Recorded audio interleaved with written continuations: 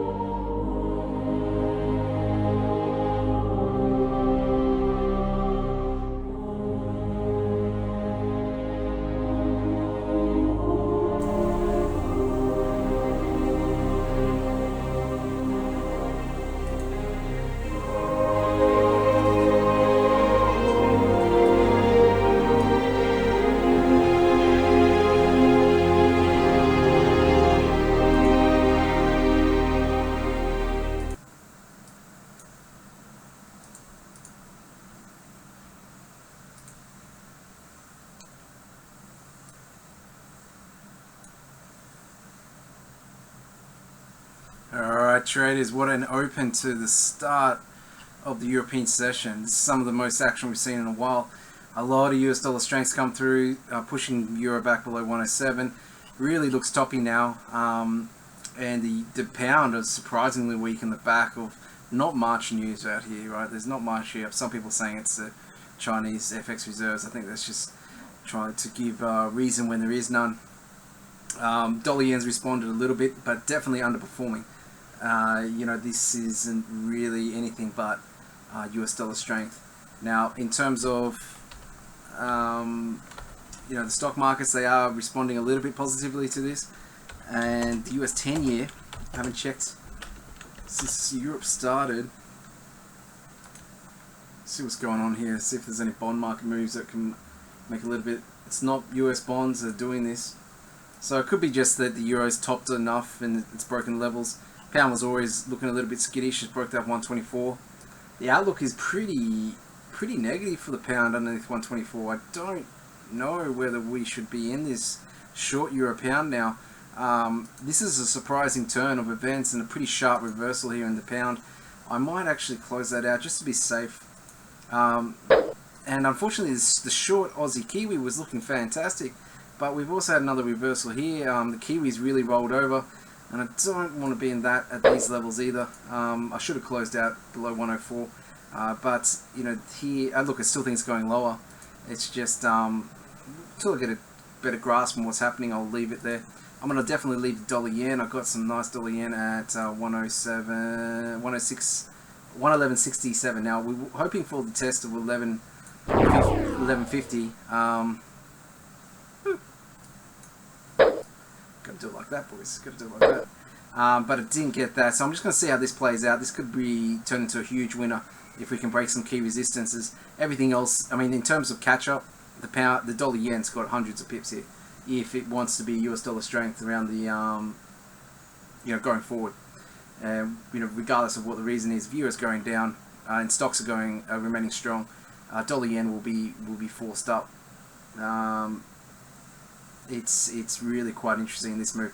The big thing today in Asia was RBA came out, didn't really have that dovish bias, so we did have a bit of a short squeeze from some of the sellers that had got in expecting this dovish bias. I closed out my short Aussie trades pretty much as soon as there was nothing in there for the sellers to get involved in. Obviously a mistake, as straight away at the start of Europe we just had some heavy selling. Definitely caught the market on the wrong side here. Big support 76, 76.05, 76.10. If that goes, very easy to see a move sharply lower. And while it's hard to understand what's happening right now, you don't fight it, right? This is a dip that you don't want to buy, I suspect, on the US dollar strength. The certain dips you buy, this is not one. This is where really a lot of people probably caught. Same with the Kiwi. Kiwi's got some downside stops pretty close. So expect those stops to be tested and not probably taken, given the price action so far. Now, that's how I've set it up, and it's paid off my being a bit dollar bullish. If I picked any other vehicle other than dollar yen, things would be a lot better right now, because I've had been struggling to pick the supports in dollar yen. We saw we were in at the NFP too early, took a couple of stops there, but this is okay. I'm happy with the way the market's evolving here, and probably there'll be a reason out later that we can give to this, but I can't see anything off the wires just yet to sort of assimilate what's happening. Some talk about European politics. There's a fair few things going on. It's like, well, which part of the European politics are we worried about?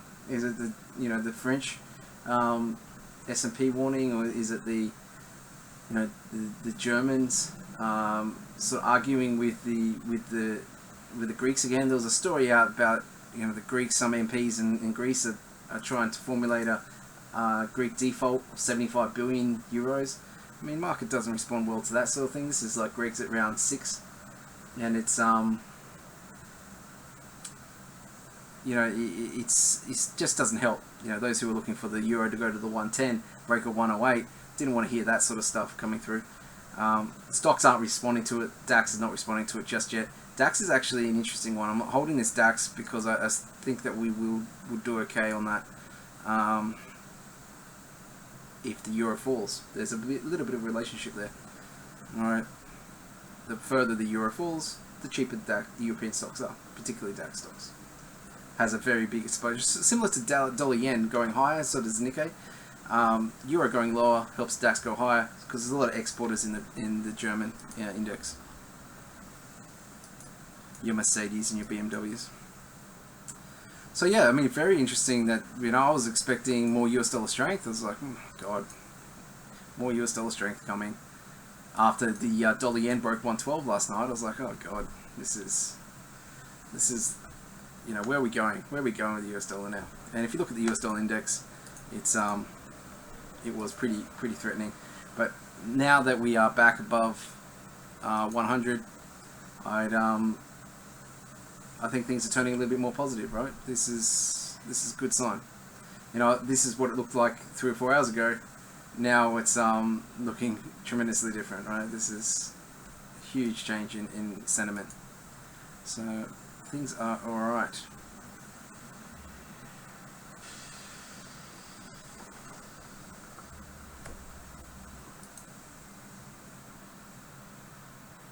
They are saying it's US dollar yield driven, but the US yields didn't move that much. Definitely not the 10-year.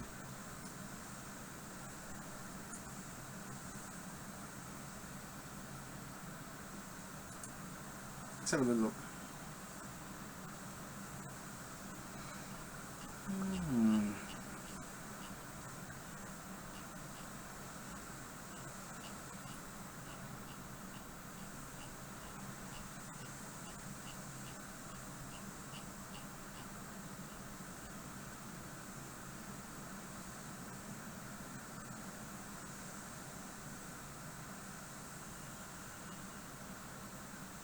Small moves, nothing big here.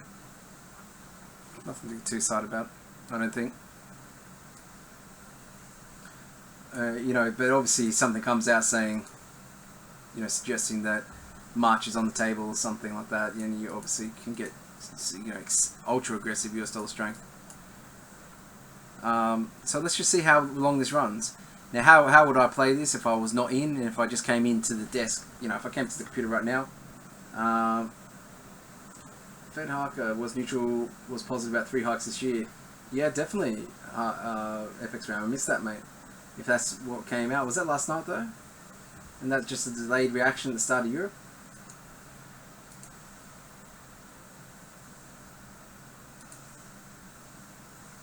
Yeah, I mean that's you know, Fed talk like that can get the market going, can get the market excited. But we just have to play it by ear. What you would be looking at how to play this is trying to wait for a pullback and then get into that. So fading rallies towards 107 now, buying dips towards 112. That was probably the dip that you wanted to buy, that first little dip we just saw there. And same with the pound, waiting to sell rallies towards 124 now, the resistance. So all these resistances, supports are now going to become resistance, and 112 should once again be the support for dollar yen. And as long as this is not some sort of crazy fake out, then it should have bigger, you know, more legs to run. You know, who's worried right now? The longs at 107.20 on the euro, right? You know, all the sellers at 106.80. You know, do you know what I mean? Like, it's these guys would be very concerned about this price action. That should lead to more covering as the market rallies. And it's been stalling, so you know the market likes a new direction. It likes a new direction, and we're getting on right now. Whether dollar yen can get back to 114 sort of levels, that's a bigger debate. There is a lot of concern about some of Trump's ideas. But yeah, if I came into the market for the first time today, if I was sleeping till right now, I would be looking to get into some US dollar strength. Just trying to get as good levels as I can and get the best pair I can for this. It probably would be selling the euro in the current market, given that there's a lot of negative euro news, rather than buying dollar yen, which has not at all, you know, rallied with this.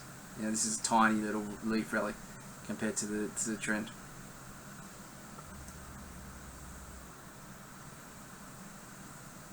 Would I be covering dollar yen on the short? I mean, it's got the burden of proof is on the dollar yen bulls, sorry, not the bears.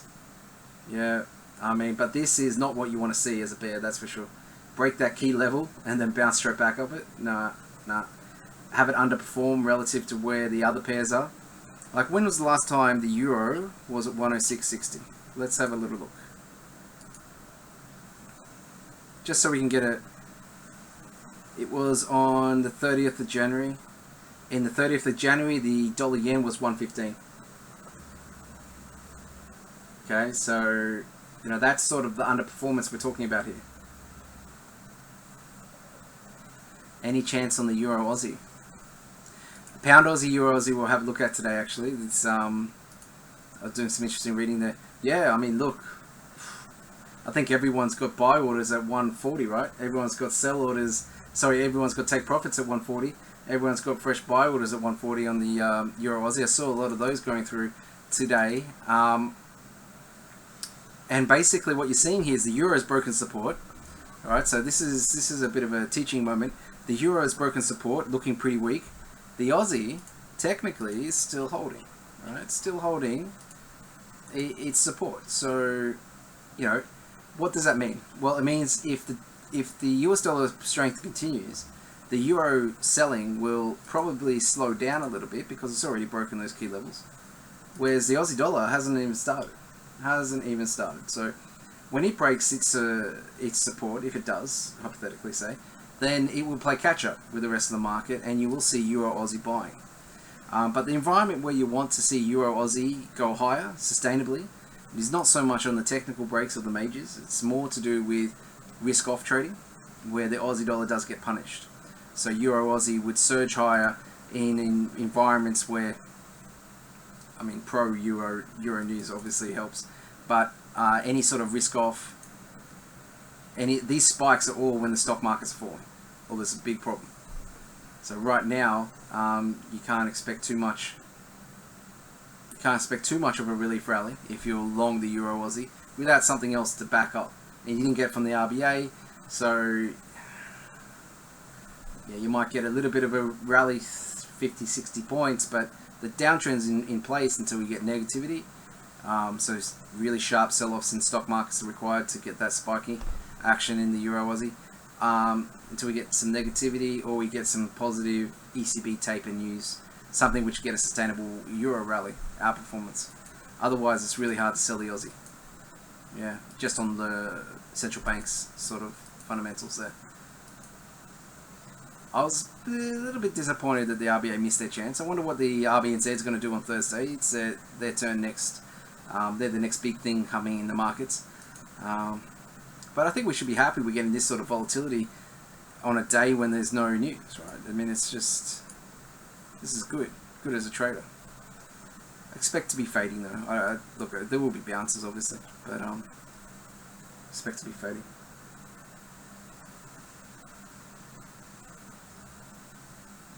Yeah, so Pound Aussie is a little bit more interesting.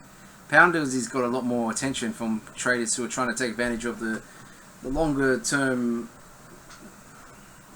undervaluation of the pound, where the pound, we're looking for that relief rally in the euro to maybe, as the ECB comes out of quantitative easing, the pound has like 2,000 pips to rally against the pound Aussie just to be back at sort of where it would be without the Brexit. So at some point you probably will see that, and some people are bottom fishing right now on the pound Aussie.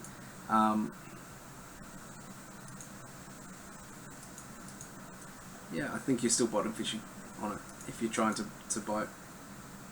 The sellers, I think, are playing at this point a game of chicken. Yeah, they're not. I don't think you can have too much conviction it's going a lot lower than it is right now. I think you're just watching for a bottom to be put in place and then getting out of it. It doesn't strike me as it's clear that it can go 1,000 points lower from here, where I think they would appreciate it can definitely go up.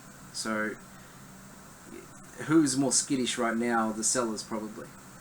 And they're probably going to keep on holding their pound Aussie shorts while the pound underperforms and Brexit hasn't been announced and there's no sustainable pound rally, and while the Aussie holds, right? Now if the Aussie starts to break, and in next week we're talking and the Aussie is underneath 75, just for argument's sake, then you'd expect the technical and the sentiment towards pound Aussie to be completely different, and you can talk then about being more aggressive on the buy side. But there's no reason on this particular pair not to be waiting for bullish price action, something along the lines of this, right? Just a little gradual grindy high rally led by the pound, led by Aussie, being sold on rallies. It's a little early to say that the bottom's in. It could go down to 160 quite easily. Euro as well. I mean, Euro Aussie can go down to those 138s that we were talking about from a few years ago, and that could also provide a bit more of a bigger support if the timing is off on this 140 level. There's a little bit of a trap to come in and buy those big levels thinking that it's just going to hold every time. But let's see how we play, boys. It's going to be an interesting week. I'm happy though. I'm happy. Finally, a little bit of life in the dollar yen. So the Euro Aussie, in terms of whether you can sell Euro pound,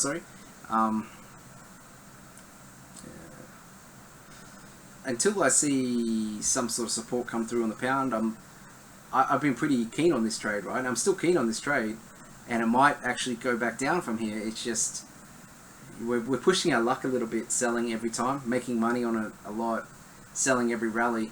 You don't want to get caught in some sort of move that gets out of hand with the pound. And that was a pretty sharp first hour move. So I closed that out. I think it's prudent to be a little cautious here on the euro pound. You definitely might get a higher level. Then we can look to sell again when it rolls over.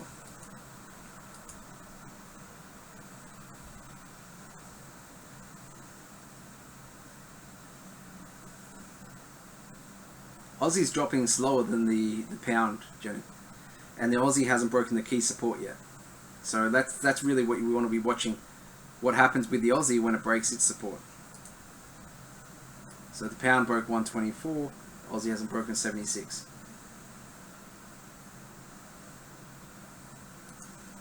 Alright, now what else is big news in the FX game? Woo-wee! We got some big news today.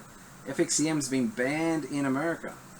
Now, I've talked to you guys a lot about brokers, right? Because I work in a broker for 10 years, so I know a lot about how it works, right? And the game. And for a long time, it really annoyed me that FXCM was promoting themselves as the world's, most trusted, safe, client-friendly broker, because all their trades were put off with liquidity providers, and they had no dealing desk, no intervention. Turns out, just like nearly every broker out there, 90% of their traders lose. It is ridiculous for them not to try and take advantage of that by identifying which of those traders are losing traders and making money from that.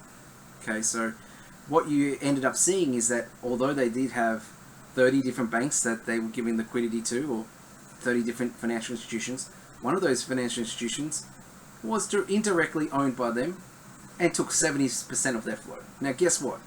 They haven't come out and said it confirmed, but I can guarantee you that 70% flow was their worst traders, what you would call their B-book, and their 30%, that they put off to JP Morgan, Goldman Sachs, and whoever, was their best traders, their A-book. Okay, so effectively they were playing a little game of sleight of hand, saying that they weren't like every other broker because they weren't interested in losing traders at all. Where really all they're doing is setting up a second organization to take those losing trades on, so they can say that they're all friendly. So it struck me as ridiculous that the world's biggest FX broker was not in any way making money from the losses of clients, retail clients. And when this came out, the scandal broke today, and FXM's been banned from America. Their CEO has been fined, $7 million, and they've sold their client list to gain capital. It didn't surprise me at all. All right, so any broker comes to you, right? Any broker, I don't care who they are, and they're telling you, we're not interested in.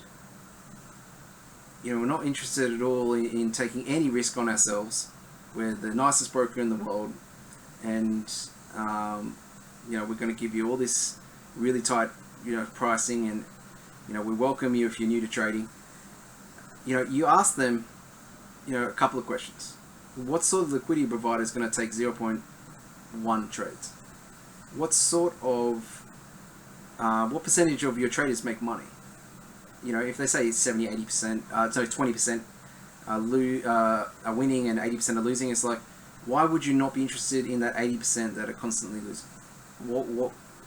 What sort of make-believe land are your business owners running that they're not interested in that?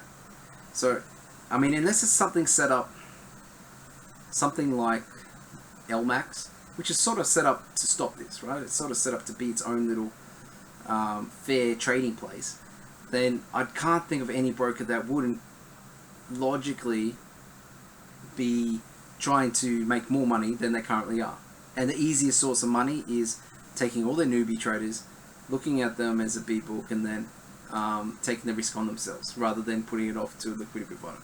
So yeah, I'm not trying to say it's 100% proof, but it's logical.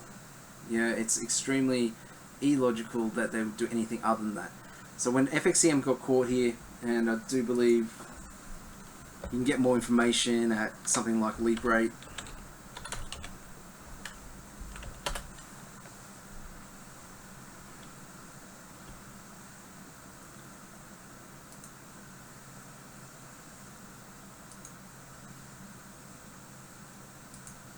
Now, I'm not going to name names of other brokers who are saying this stuff, right? Or saying that they're completely friendly and nice guys.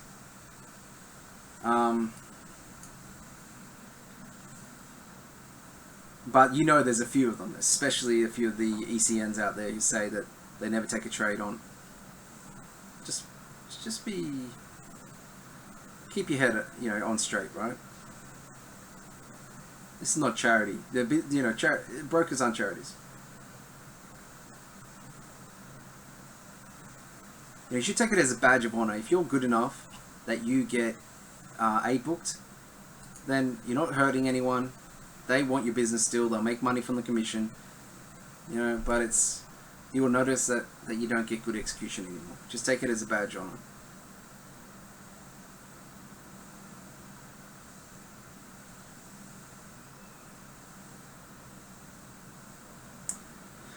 Yeah, so you can read it here. I'll put it in the list. But that's huge news in the FX game. This is like the biggest broker in America. It's just been banned. I can't see them not getting in trouble as well with other regulators for misleading clients, because it was their main selling tool that they had for the last 10 years. I can imagine them getting into a lot of trouble. In fact, if you had, I'm just saying this as a public service announcement, I'm not trying to get you business to my broker. I never even really push my broker with you guys. If I had money with FXCM in a country outside of America, I would be getting it out, because I don't know who my book is going to be sold to if the regulator comes and cracks down on them for the exact same reason that the US just cracked down on them.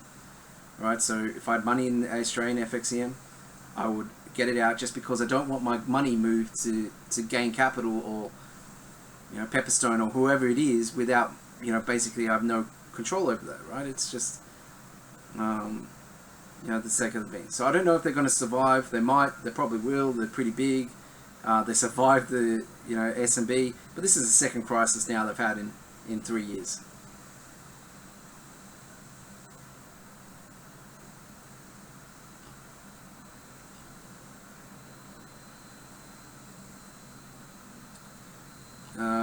So yeah, let's just see. I'm sure in the next 2 weeks you're going to see FSA, SciSec, or whoever, wherever they've got their licenses, there'll be investigations into this at the very least.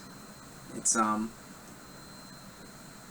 if they don't, then the regulators in those countries are going to look weak, right? There's a bit of a regulation game going on too. Why did FSA follow SciSec with the 50-to-1 leverage? It's just part of the regulators thing. Why, ASIC's probably going to follow them as well, from what I've been told. So ASIC's probably going to follow, the leverage rules as well. So the fun days at IC Markets and AxiTrader and Pepperstone could be coming to an end. But that could still be months, if not years away.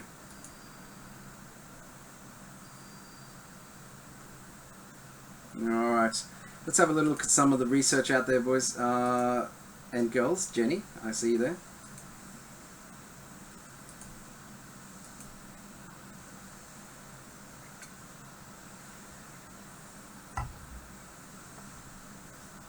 Jenny, you're a big fan of FXCM. Are they going to keep... I mean, you love their trading software, right? What the hell are you going to do? You're going to have to trade with Gain Capital, Forex.com. That's who bought FXCM. I wonder if they're going to still be able to keep the trading software that you like.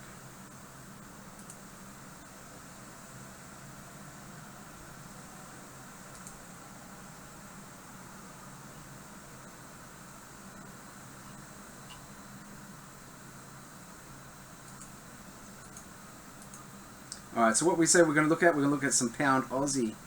Yeah, so one of the big banks put out a pound Aussie update today. Really quite a nice overview of the issues and the technicals of it. So have a little look at it now. Pre-RBA, but the RBA didn't change anything.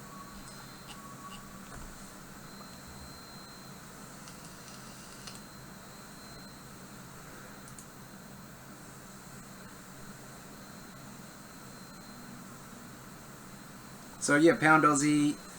The Aussie dollar has been the strongest currency this year, percentage-wise, even stronger than the yen. Well, so far. So yeah, pound Aussie doesn't surprise that it's near lows. Now the pound has benefited after the hard Brexit plans from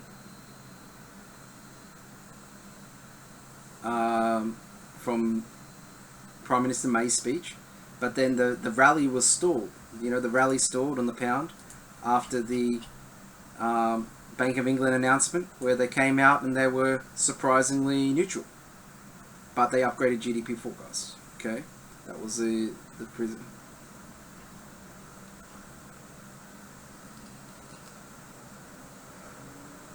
Pound is still being weighed on by this uncertainty. This is true. Okay, but this is the thing which is so critical for this. When the pound uncertainty disappears, the pound Aussie rallies. The pound rallies, actually. In terms of where it is currently, it's at the very bottom end of its valuation.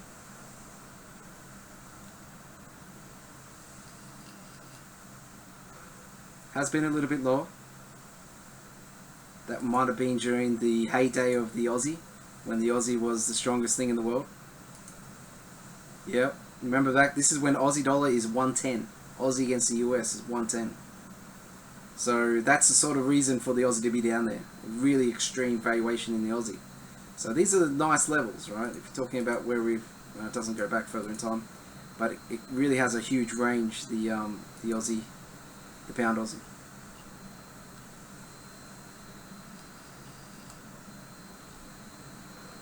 In terms of the interest rate differential, it's massively out of whack. Now this is because of the Brexit uncertainty. As soon as that comes back in, you can see where the pound Aussie should be. You know, imagine if the RBA is cutting rates next year because it's, you know, we've got a housing problem here, and the UK is starting to raise rates as Brexit fears prove unfounded and certainty comes back into the market, right? Huge rally coming in the pound Aussie at some point, while that divergence remains. It just doesn't exist separated for long.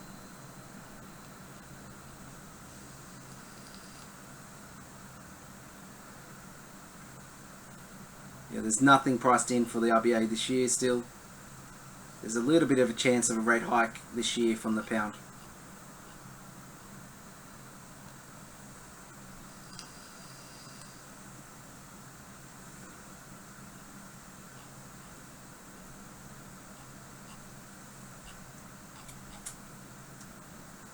That is a little bit mixed for the Aussie. Positioning's not too bad for the Aussie either. Pound's still short. So really it's a timing thing, this trade. Continue to sell pound Aussie while the pound's under pressure. Be wary of situations where the Aussie dollar breaks key supports. That will lead to a little recovery in the pound Aussie. So right now is that key time to be careful. The next 2 hours of trading, there could easily be a 100-point rally in the pound Aussie. If this breaks, right? But other than that, looking to sell rallies while the pound's under pressure and the Aussie's still supported. And there's no major negativity in the markets.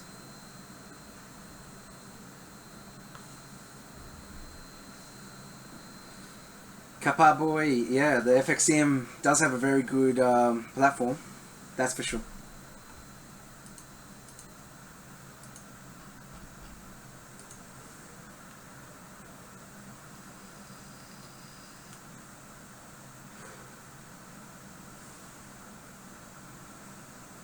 Greek bonds are surging. That's probably half the reason behind this euro sell-off. The rest of the market following.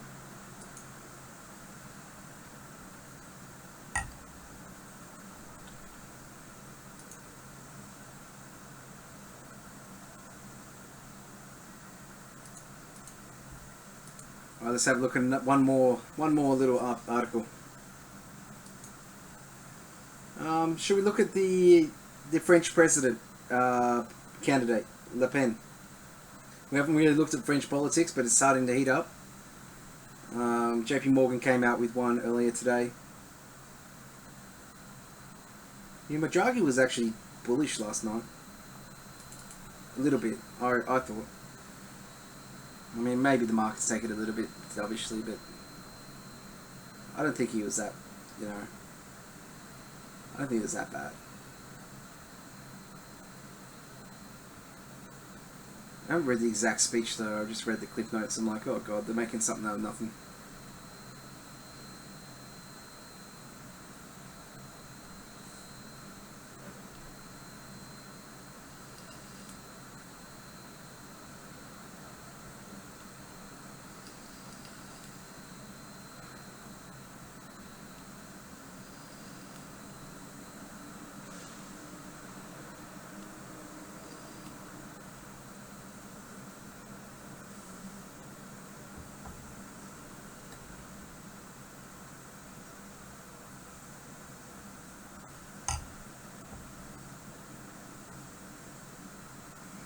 Several reasons that Le Pen presidency would generate market moves exceeding those triggered by Greece in 2012.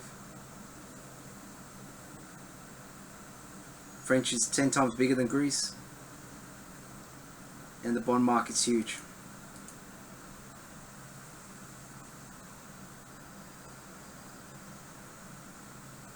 And there's little to no risk premium put into the Euro USD so far. So, you know, just a chance that Le Pen's going to win. So just her being in the final election, right? She wins the candidate to be the right wing. Just that chance is going to be good for 500 points probably, as the market gears up for the test. Even if it's only 60-40 in the opinion polls 2 months out or 1 month out, right? You've seen how these polls can change so quickly. I mean, the Italian referendum was nothing compared to this.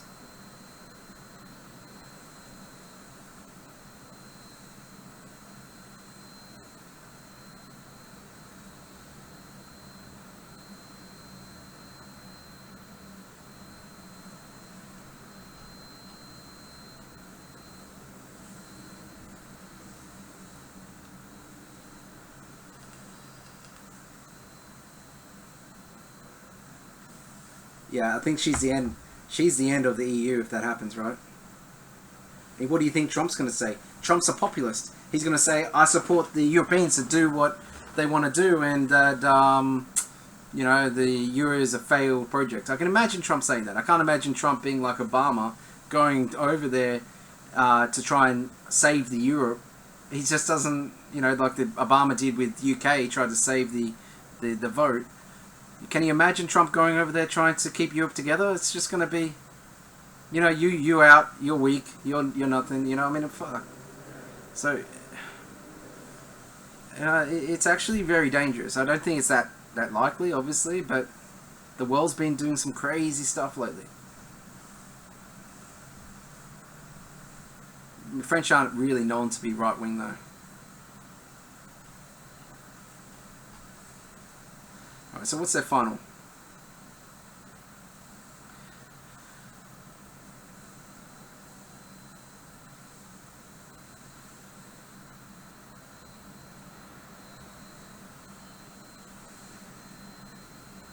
Oh, okay. We suspect that the event of dramatic Le Pen victory will unfold as a significant multi-month event rather than the beginning of the end of the Euro. So the recommendation is to hedge, but selectively. Okay. Alright. Alright. Take that into account. Our Aussie dollar is still having a little wait, little test here. This is a big test for it. Pound, dollar yen starting to grind higher. So everything's really just now at these levels where we're going to have a pullback or we're going to break. Another leg. Very interesting though. I'll be back tomorrow at 9 GMT. We'll see how everything goes. We'll see whether the Aussie breaks. And we'll look at what happens exactly at that time when the Aussie breaks. What happens with that Euro Aussie and that Pound Aussie. See if that little point about those crosses makes sense. A little bit more sense. A little bit of a, you know, what to watch when you're trading these crosses. Alright guys, trade safe tonight for sure. It is going to be volatile. Looks like we've got some legs here though in the stock market, so things should be continuing the way they've started.